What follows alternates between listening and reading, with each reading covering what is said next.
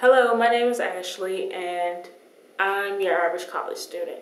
And as your average college student, you're often forced to think of almost any situation through a different perspective.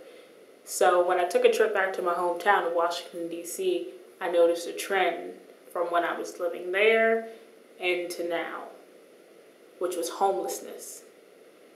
And I was wondering, is this all that America sees of homelessness? What I see right now, people sleeping on benches or on the street corners begging for change because maybe they're lazy or they just want to be there.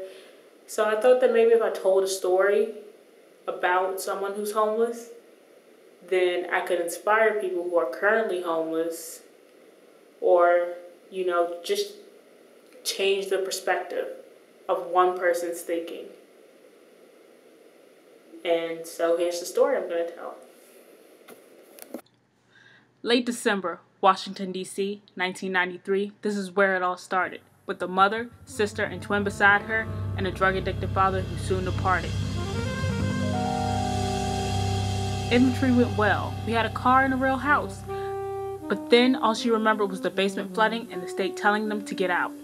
It was her first eviction, and certainly not the last, because Proverbs prove true, the future will repeat the past. Conditions would slowly decrease in quality. A house to a 2-bed to a 1-bed plus then apartment to being slowly stripped of resources, no electricity, gas, and 1,000 square feet shared with rodents. And in the squalor she lived, school was no better. Boil hot water for a shower was all she could do to try her best to not be a statistic dressed in khaki and blue. Attending school regularly was a great first step, but returning home with $5 for a 4-person family was tough, and the stress, worry, and nutrition collaborated and called her body's bluff. Type 2 diabetes at age 11 was what resulted.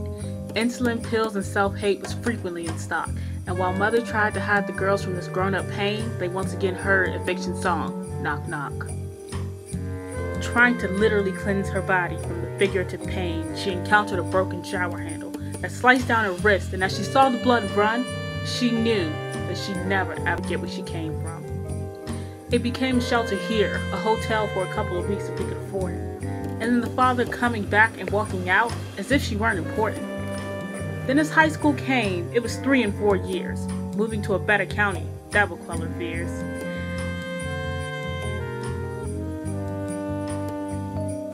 She had made it this far, becoming only one statistic, chronically ill.